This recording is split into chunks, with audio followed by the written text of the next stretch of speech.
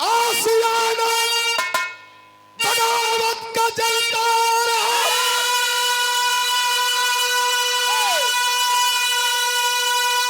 और अल्लाह की बरसात होती रही।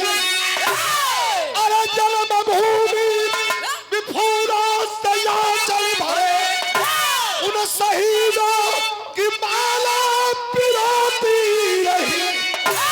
उन शहीदों में सरताज ऊधम रहा, शेर के घर में घुस के बाग चलिया का बदला चुका ही लिया, जाके लंदन में टायर पे वार किया।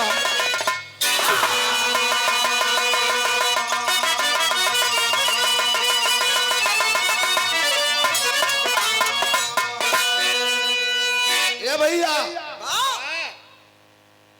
उधम सिंह बाग जलिया का बदला चुका ही लिया, जाके लंदन में टायर पे वार किया। कल गलत हिस्सा पड़ी मार जब शमशेर का महाराज लाई हूं। कभी का भाव कितना बढ़िया है, कैसा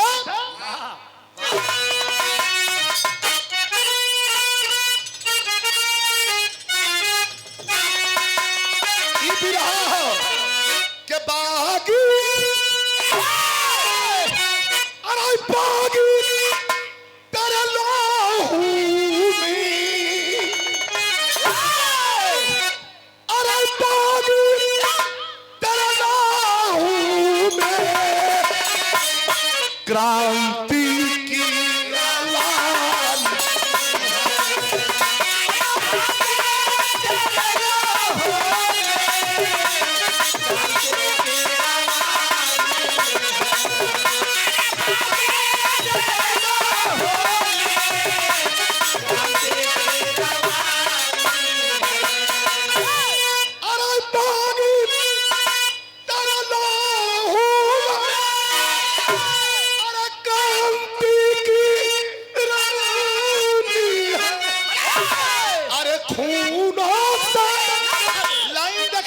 कि खून लिखा कोई फूलों की कहानी,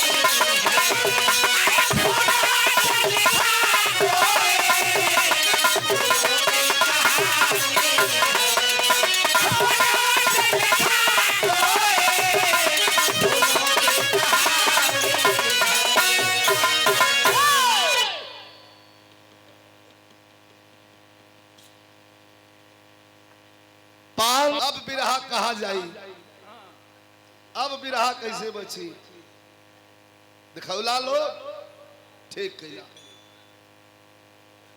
देखा आप लोग गवैया हुआ, आप लोग सुनवैया आनंद लिया के मास्टर। अरे कदम कदम पर जो बलिदान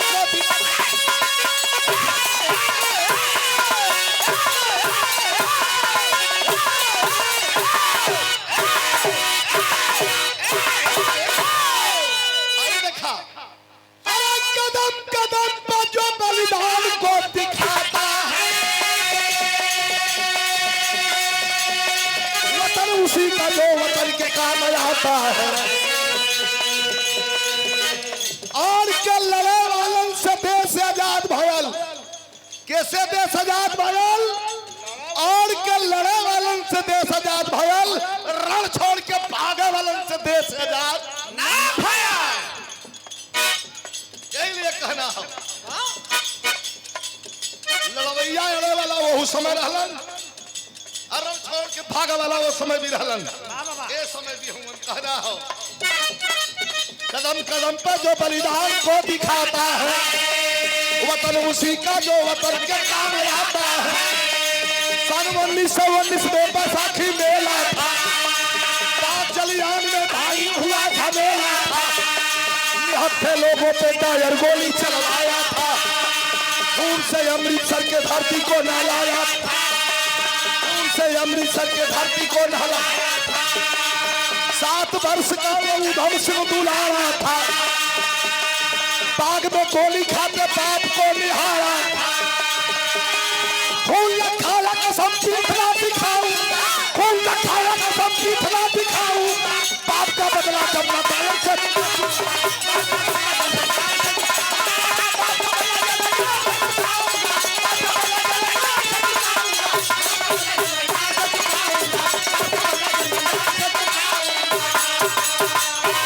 बात के समझ ले। आप ही लोग मालिक हुवन, आप ही लोग बनावे वाला हुवन, और आप ही लोग बिगाड़ देवे वाला हुवन। ये लिए आप लोग की मर्जी के खिलाफ काम होवे कि न चाहिए। तब जलिया वाले बाग में 2500 निहत्थे लोगों पर जनरल डायर गोली चलवाया। वही में एक आदमी आलन जकर नाम रहल करतार सिंह। कहानी के समझ चलन, करतार सिंह को के रहलन, करतार सिंह के रहलन उधम सिंह 7-8 साल का लड़का, उधम सिंह का बाप। जब गोली अंग्रेजों की चलने लगी जलिया वाले बाग में, तो करतार सिंह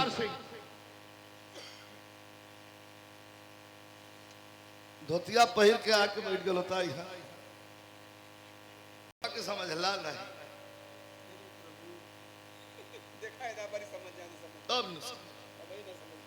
अब न समझिए।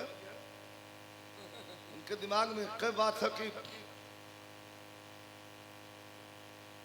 पत्थर खूब गढ़ा जाला तो सुंदर मूर्त हो जाला। ई पत्थर के आदमी मूर्त गढ़ के मूर्त बनावे के फेरे ना हुए। 7 वर्ष का उधम सिंह बच गया। 2500 लोग मारे गए। 7 वर्ष के लड़का उठल देखलस 2500 लोग मरल हुवन। घरे आयल गुमसुम रहने लगा।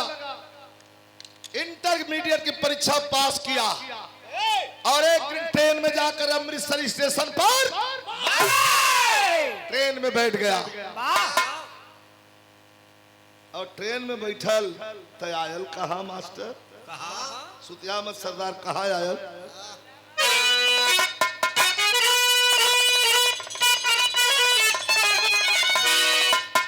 क्या खूना हो, क्या खूना हो, अरे उधम सिंह का मनावा पीरवारी पीरवारी। अरे घूमत पहुंचा बंबई सहरिया पीरवारी।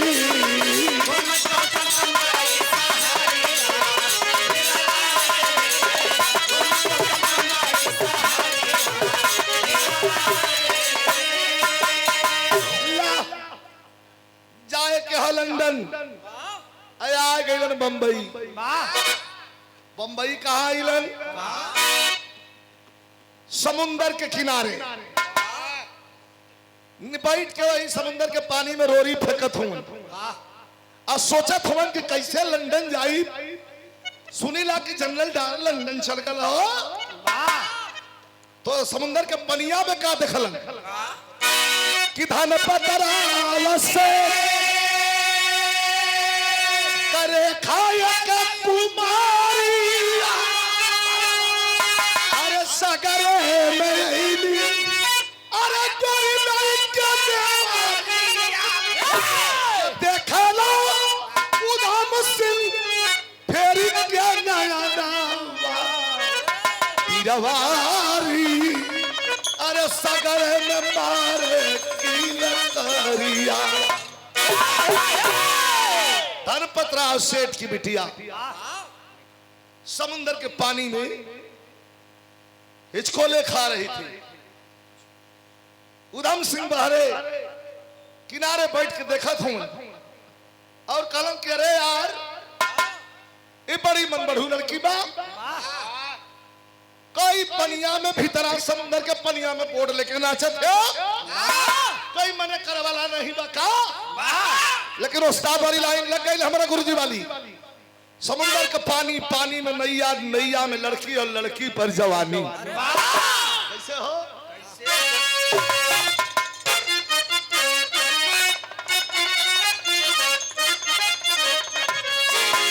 कभी का कहना है कि लहर मारे, अरे लहर मारे जवानी पानी के,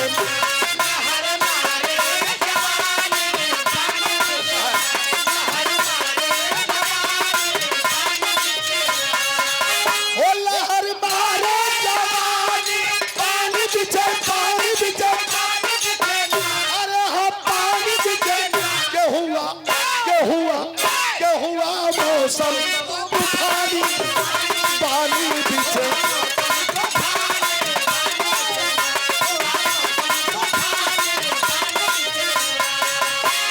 हुआ मौसम तूफानी। क्या ही बड़ी मन बढ़ू लड़की है यार। ए नैया में अकेला लेके बोट घूमत बा, कहीं ज्वार भाटा आ गल तो डूब जाई। तौले भयल का तौले सागर में देखा तो डूबली।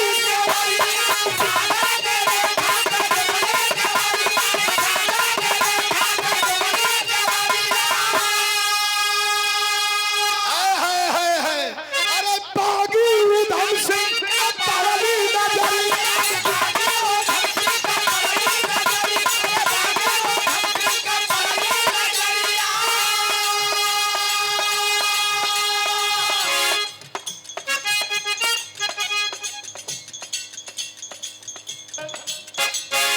डूबा लड़की सवारी, पानी पीछे, पानी पीछे। ला जवन सोचत रहलन तो उन्हें हो गए। नैया पलटी मार गई, लगल में चुप चुप चुप चुप डूबा। जब डूबा लगल हाँ, तो उधम सिंह किनार से देखलन, कले अरे भैया, अरे भाई क्यों बचावा वाला हो। आदमी काले हो जाए, बंबई में जनता हुआ पब्लिक आवत बा, जात बा, केकर के सुनता है चल रही तिकड़ी बाजू है, कह के चल जाए आदमी। लेकिन सोचत हो उधम सिंह, नजर उधम सिंह को लड़की पर समुद्र के पानी में हो। कोटेशन देखला राम देव कैसन भी रहा गाँव, मन सोच रहा है उधम सिंह लड़की को बचाने जाऊंगा, टायर को कैसे मारूंगा जब बीच में डुबकी खाऊंगा। अब बजाई बचावे बजे काजनी मोहम्मद है के चपले सोई में मर गई, तब हम डाल के कैसे मारो। फिर बाकी दिल ललकार कहा, दिनेश भाई बैठ जाओ, पकड़ी बैठ जा। इंसान का हृदय दो भागों में बटा होता है, बैठ जा। हर इंसान का हृदय दो भागों में बटा होता है, एक अलिंद दूसरा नील, एक सकारात्मक एक नकारात्मक, को कहला हाँ एगो कहला ना। सोचा था कैसे मारब डायर के, अगर हमें डूब जाब तब। फिर बागी दिल ललकार कहा, फिर बागी दिल ललकार कहा, या पीर जो हिम्मत हारोगे और एक लड़की नहीं बचा सकते, टायर को कैसे मारोगे। समुद्र के पानी में नन्ही सी जान की हिफाजत नहीं कर सकते हो और 7 समुद्र पार जाकर जंगल डायर को मारने का ख्वाब देखते हो। झटकूट पड़ा है उधम सिंह, 12 उस्ताद 12 रामदेव गुरु का झटकूट पड़ा है उधम सिंह, लड़की को पीठ चढ़ाया है, हार करके थप्पे लहरों का उधम किनार पर लाया है।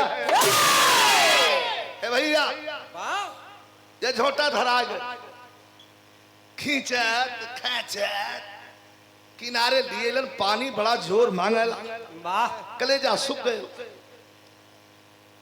लिया के लड़की को बालू पर सुता दिल। बिरहा बहुत सुन हुआ आप लोग, तनी 5-7 मिनट ध्यान दिया।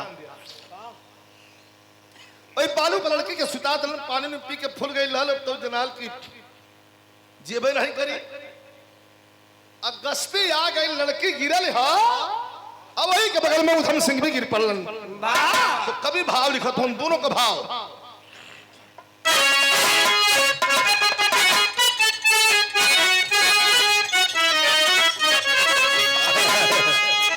ये कुल धुन सपना हो गई। नई झुलनी के छैया बलम दोपहरिया बिताला हो। काला पत्थर फिल्म में बोला चाहे के गौले रहल हीरो हीरोइन अमिताभ बच्चन और रेखा पर फिल्मावल रहल। क्या हम देखल रही कैसे कि हमको बिसात लिया जाना भी जब जाना भी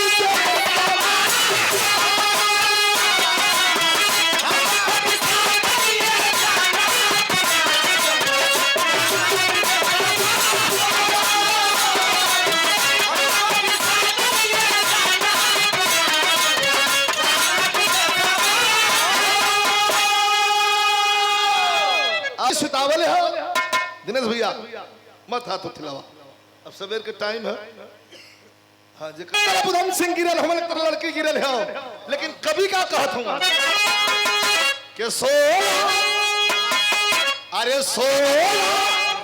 सूरज कलारी बिमल एक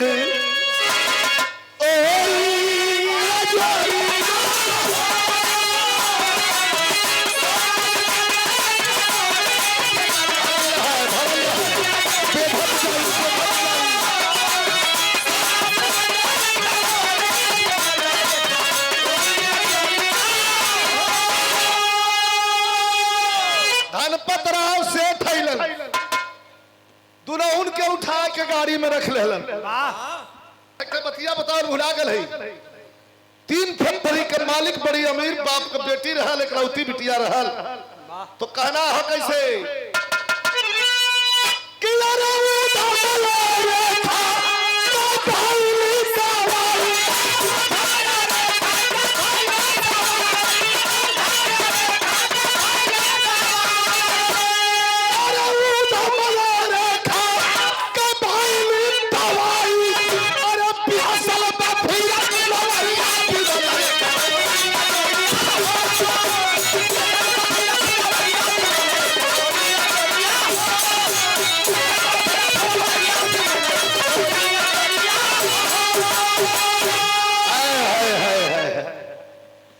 रोमांटिक भाव उधा में रेखा के भैली दवाई बाबू चल गए फैक्ट्री। तो हम सुनत हुआ ना, अच्छा बाबू चल गए फैक्ट्री, अब माई चल गई शॉपिंग करे। अकेले घर में उधम सिंह हुआ, वो लड़की है। इतना बात बता दे कि वो लड़की के मन में प्रेम का बीज ही अंकुरित होकर लगल कि जिंदगी बचौलन समुंदर के पानी में से छनलन बचौलन हमके एन, तब जिंदगी का मालिक भी नहीं बनिहन। मन ही मन वो लड़की समझ सोच लेती है। चाय बना के लेके चलल, रोमांटिक कैसन हो के चाहिए दिनेश भैया। लड़की चाय बना के लेके चलती है, उधम सिंह बैठल हुआ, जाके उनके पजरे कहत बा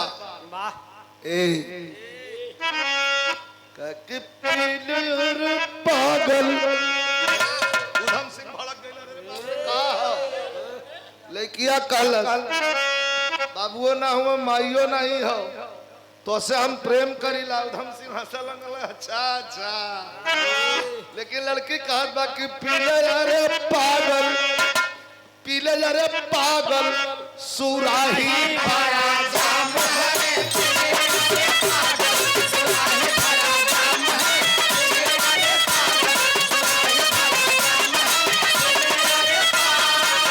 उधम सिंह कहलन कैसन जाम, कैसन जाम। तो कभी कहत हूं कि पीले अरे पागल, पीले अरे पागल सुराही भरा जाम है। दलस दिनेश कलस की मेरे पहलू में, जब तोरलस कि मेरे पहलू में अब मधुशाला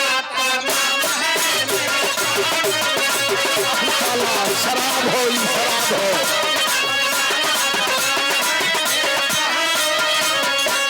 उधम सिंह कलन खबरदार पुरस्कार आ गया हमने दिनेश भैया कर है कि बिना प्यार का अरे कोई जीवन नहीं है। प्यार भरी जिंदगी का दुनिया में नाम है। बिना प्यार को कौन जिंदगी हो। एकलौती बिटिया है बाप मतारी के बियाह कला जिंदगी समझ जाई। तीन तीन टे फैक्ट्री है का ताकत हुआ टुकुर टुकुर। उधम सिंह कला रे पागल लड़की इत कोटेशन हो हमारे उस्ताद सो रामदेव गुरु का है दिनेश बाबू कि जाम जबरी ये लाइन वहां भी शूट करी। दिनेश भैया ये लाइन यहाँ भी शूट करी कि जाम जबरी पिलाना बुरा है।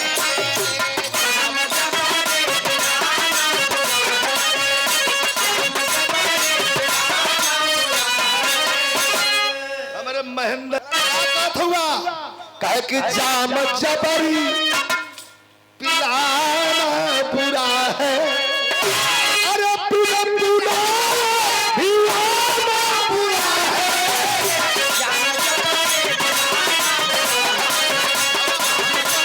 आइए आइए स्वागत है।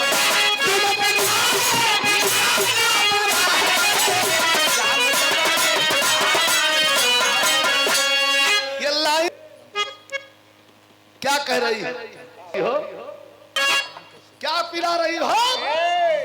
करे जाम पिला कहे जाम जबरी पिलाना बुरा है। अरे पिलाना बुरा है। तीर हरदम के तीर हरदम चलाना बुरा है।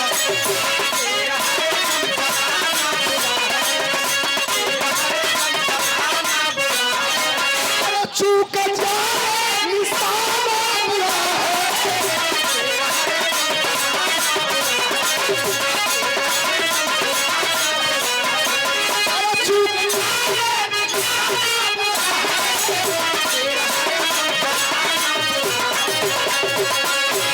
₹50 दिखा रहे पागल तू क्या पिला रही है?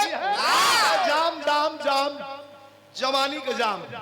तो उधम सिंह का कहना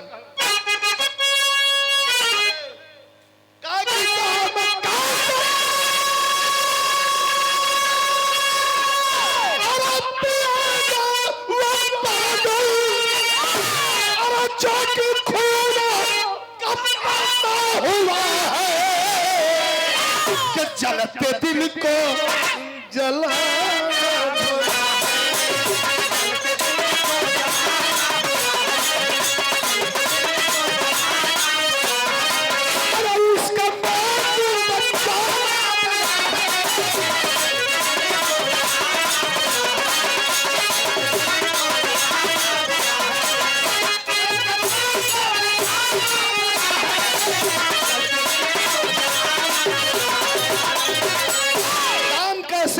वो पागल जो कि खूनों का प्यासा हुआ है। अरे पागल लड़की जिद छोड़ खून का प्यासा हूं। उधम सिंह का बतिया सुन के हंसा लगल काम समझ ली नहीं। मेहरारून के पास एक हथियार होला कुल से हरियाण तो ये गंगा जमुना बढ़ियाए लगी है। बढ़िया गुप्त गोदावरी में जाके मिल जाइए।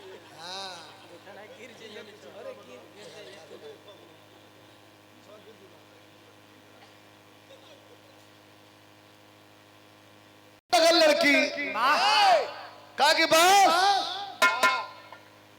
का बस हो गल का कलश मास्टर हाय हाय हाय का कलश मास्टर काकी नहीं आके जनी तोड़ा गंवारी पिया जीवन बनाया अरे करा हमसे शादी शादी काम से शादी कला 3 फैक्ट्री का मालकिन है कोई हमार भाई बहन नहीं बा तब उधम सिंह कला रे पगली तू गलत जगह निशाना लगा रही है मेरी शादी हो गई है का झूठ झूठ झूठ झूठ झूठ झूठ झूठ सवेरवा जब हमार माई बाबू पूछलन त काला के भाई ब्याह नहीं भयल हो इतनी बेर हम बेवकूफ बनाओ थवा के ब्याह हो गल हो कला हमार ब्याह हो गल हो बतावे लाख ना हमार मेहरत में ऐसा नहीं तो ओकर नाम ले ले त आदमी जरजरा वाह हैं कमन द्वार में हारू तब कभी दिखत हो अरे जवानी जिसकी बागी बन गई जवानी जिसकी बागी बन गई बाधा सर पर फना है उधम सिंह पैर आएगी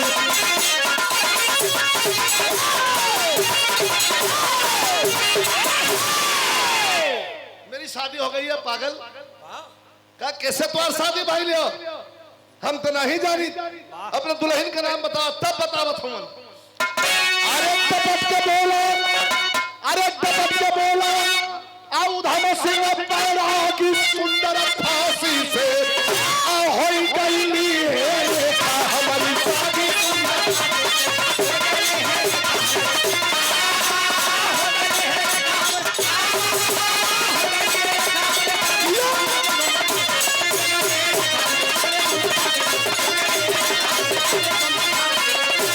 हमारे दुल्हन का नाम फांसी है का फांसी लीलावती कलावती अमरावती गीता सीता नीता कुल नाम बड़ा सुन ले है फांसी कैसन नाम तब उधम सिंह बतावत हो पागल जन्म सिद्ध अधिकार हमारा लंदन हमको जाना है बाप का बदला दायर को अब गोली मार चुकाना है लंदन जाऊंगा 2,500 रुपए गुनाह लोगों के सीने में गोली मारने वाले जनरल डायर के छाती को छलनी करूंगा उस दिन मेरे मन की प्यास बुझेगी लड़कियां कह रे रे रे रे रे रे रे गलती हो गई हम जेके आपन दीवाना बनावल चाहत रहली वो तो आजादी का दीवाना निकलल और आजादी के दीवाने को कभी जुल्फ में कोई कैद नहीं कर सकता तोरे प्रति तो और हमारा सम्मान हमारे मन में इज्जत बढ़ गई रखवा कलश धनपत राव सेठ का बिटिया कि ठीक है बियाह मत करा दोस्त बना ले बा कहा लड़का का लड़की दोस्त नटई के हेठे उतरत ना हो कह आज मत उतर सा कुछ दिन बाद ही घोटाई दोस्त बना ला दोस्त हाथे पर हाथ रख कलन की कसम हो दोस्ती का दोस्त बना ली थी कत तो के दोस्ती का नमूना अब्बे पेश कर दे कहे का कल लंदन जाबा कहा डायर के मरब्या कहा मारत का बदले में फांसी होई तो वह दुल्ही नहीं है वो कहा कल लेकिन लंदन जाए बदे तेरे पास पैसा नहीं है कमू बना लेला देखा दोस्ती को फर्ज अदा कर थी हम लंदन लेके चली तो के गोड़वा धै लेलन उधम सिंह का मेरे जिंदगी में माता पिता जन्म दे देलन एक एहसान भारतवर्ष में जन्म दे देलन भगवान 2 एहसान और तीसरा तुम्हारा एहसान हो ही रेखा कि हमके लंदन दुश्मन तक पहुंचाए देबू तब तो के मानव कि तू हमारा असली दोस्त हो काहे कि तोरे पास धन हो शाम का धनपत राव सेठ जवही फैक्ट्री से अलन है पानी चाय पी के बैठलन है तोरे लड़की आके और हाथ जोड़ के पापा से कहा कि पापा पापा मैं टूर पे जाना चाहती हूँ लंदन कल रे बिटिया तू लंदन जाना चाहती है अकेले और तेरी उम्र 18-19-20 साल है मैं कैसे छोड़ दूं तुझे मैं अकेले नहीं जाऊंगी पापा का तब का ये मेरा फ्रेंड है ना कौन फ्रेंड बिहनवा का भाई समुंदर में से कलियां छनलस आज तोहार फ्रेंड हो गल ले जाके और दूसर बैंड धरा दल तब तो हमान तकता रहता पूरा धन हमान का चल जाई ट्रस्ट ऐसे मत करा बहिनी रोवे लगल बेटी के औलाद के संतान के जिद के आगे धनपत राव सेठ को झुकना पड़ा। तुरंत पासपोर्ट वीजा लगाते हैं, 15 दिन में तैयार हो गया। काफी पैसा रुपया दे करके और उधम सिंह के साथ रेखा को फ्लाइट पर बैठा देते हैं। लंदन की फ्लाइट उड़ चली है। तो भाव है,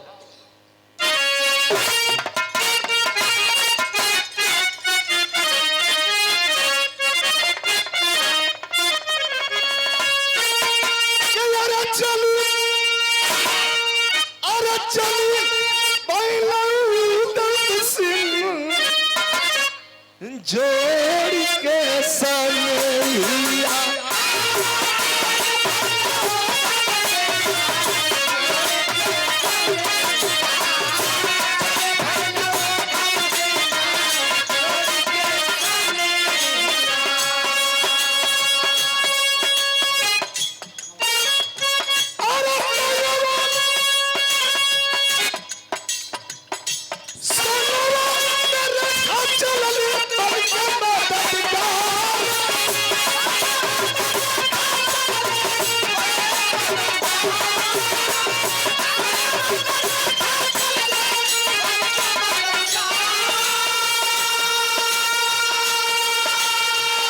बदल गई। अरे लंदन में आके तूने करल पयलवा, फोटो स्टूडियो खोलला सरदार। यो खानपुर में लहरी वाली है।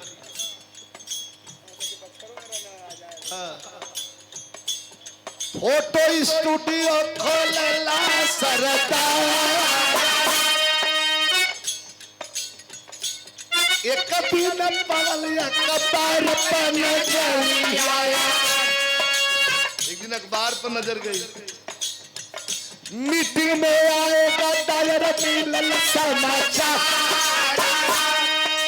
दायर आने वाला यही मीटिंग में। रेखा से कल तैयार हो जा, अब फांसी दुल्हन से भेंट छोड़ दे मर्दे। फांसी दुल्हन से भेंट करे का टाइम आ गई है। रेखवा तैयार होवे लगल मास्टर।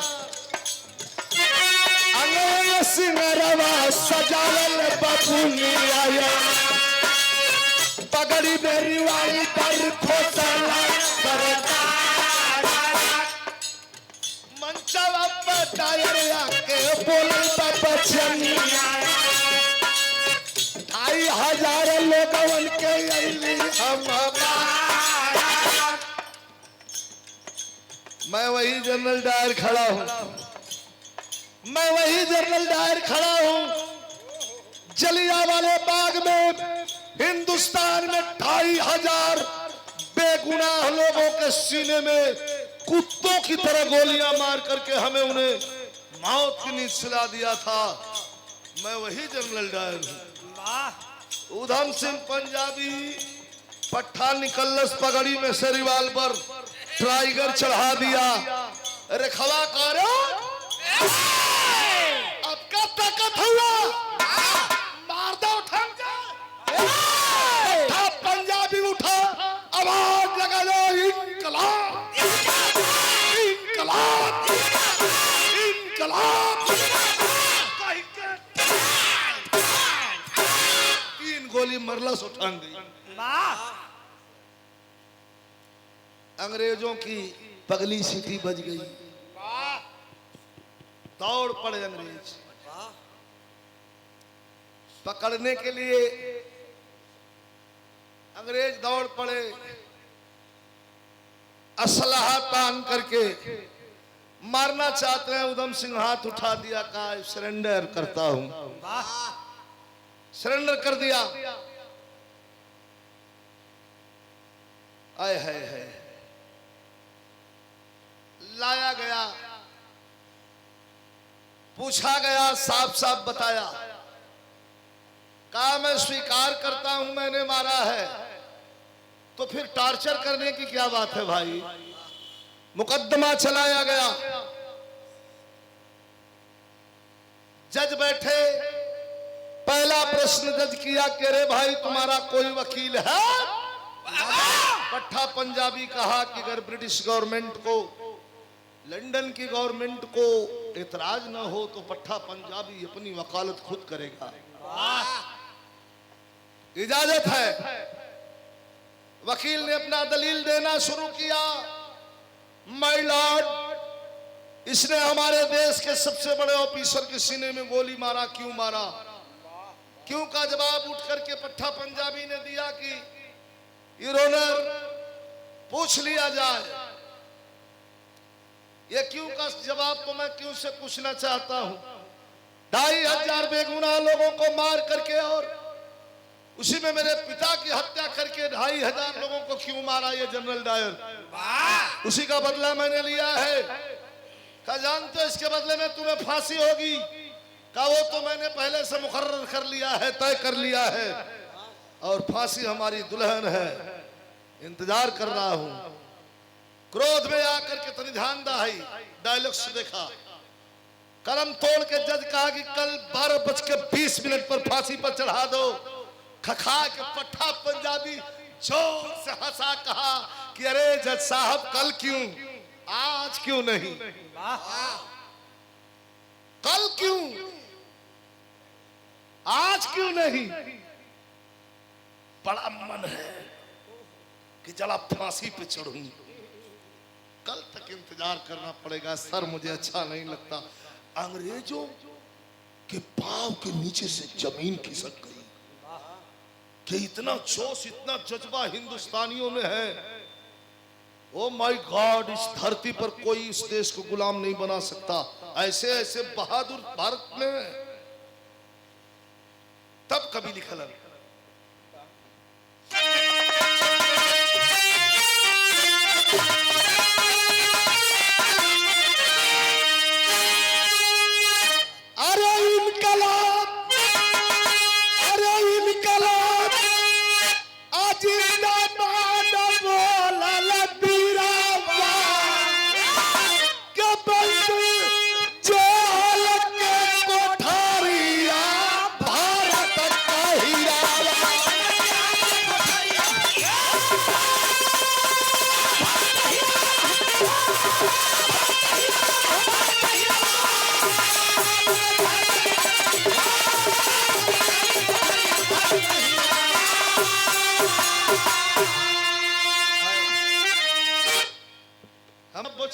बतावा जाते हैं।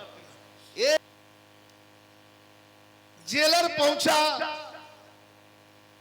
और कहा कि अरे जवान, कल तुम्हें 12:20 पर फांसी चढ़ाई जाएगी। कोई अंतिम इच्छा है? जरा ध्यान दीजिएगा। कोई अंतिम इच्छा है? कहा अंतिम इच्छा बताओ।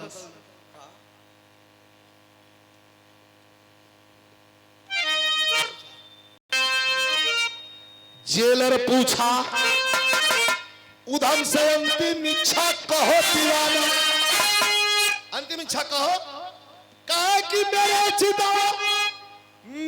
चिता की राखी वस्तु भारत में पहुंचाना, करबर खवा से दीदारिया भारत का हिरवा। वीर रस के बिरहा को मैंने करुण रस में मोड़ दिया। 1 मिनट ध्यान दीजिएगा। रोने लगा पट्टा पंजाबी, इसलिए नहीं रो रहा हूं कि मुझे फांसी हो रही है, इसलिए रो रहा हूं कि गुलामी के बेड़ी में सिसकती हुई भारत मां को आजाद नहीं करवा सका। और सवाल मुलाकात का रहा तो मेरे माता पिता पहले से मर चुके हैं। एक मेरी दोस्त है रेखा, जिसने मेरे इस काम को अंजाम देने में अपनी महती भूमिका निभाई है। उसी रेखा से मेरी मुलाकात करवा दो, वही से भेंट कर जाते।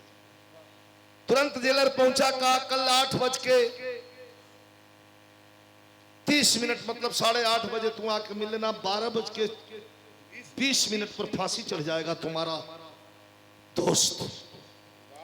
रेखवा भर भर हाथ का चूड़ी, साड़ी बियौती हाथ में लेके डिबिया का सिंदूर पहुंचल जन घरी गलियरा में से निकलल उधम सिंह तनी हमारे नजर से देख लिया। अरे एमे झमाझम मोटका सिक्कड़ कंगन एमे हो, पाँव में बेड़ी, हाथ में हथकड़ी, और जब चमक के छलक तो जना की गौनहरी दुल्हन निकलत हो कोहबरे से। अरे दुल्हा जना था आज कोई गलियरा में खड़ा भला रेखा के देख के खखा के हंसल कि बड़ी अद्भुत लग रही है आप दोस्त, बड़ी खूबसूरत लग रही है। ये श्रृंगार किसके लिए? सिंदूरवा का डिबिया खोल के गवा कह तोहरे लिए। कह पागल है तू? अरे 2-3 घंटे के बाद फांसी चढ़ जाऊंगा। मेरे मांग का सिंदूर पहनना चाहती है तू मेरे हाथ का? तब रेखवा कहलस कि सुना वीर रस, ई वीर रस हो। तब रेखवा कहलस कि कौनो कायर कपूत या फड़ुआ का मेहरारू बनले से नीक हो कि तोहरे मतिन शहीद का विधवा बन के अपन जिंदगी बिताए। रोने लगा उधम सिंह, कहा रे पागल मत बन, मर जाऊंगा तू बेवा हो जाएगी 4 घंटे के बाद।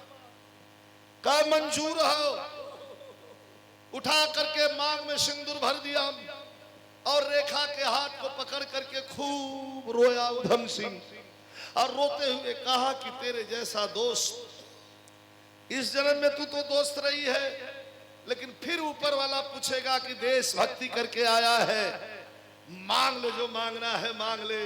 तो जानती है क्या मांगूंगा? कि दोस्त नहीं, उसी रेखा के गर्भ से मुझे बेटा बना के पैदा कर दे मालिक। जा करके हिंदुस्तान में सिसकती हुई भारत माँ के जंजीर से आजाद करके और दुश्मनों को इस देश से भगा दे, बस यही इच्छा सुनाऊं। इतने में भी सीटी बज गई। अंग्रेजों ने कहा समय समाप्त, हटा दिया गया। 12:20 पर फांसी पर झुलाया गया। 1:20 पर रेखा के सामने स्ट्रेचर पर सुलाई गई। उधम सिंह की डेथ बॉडी सुपुर्द कर दी गई। जला करके समुद्र के किनारे चिता की राखी लेकर के आती है, और हिंदुस्तान में हिंदुस्तान के क्रांतिकारियों में एक चिंगारी भरती है कि बता देना ये संदेश अंग्रेजों को,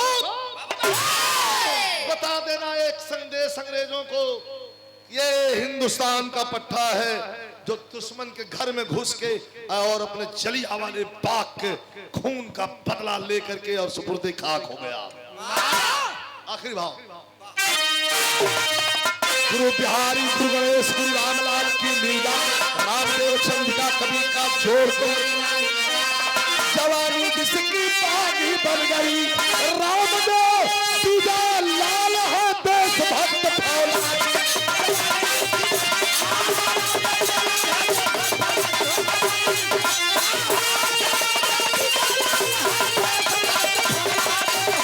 जय रघुपति राघव आजा।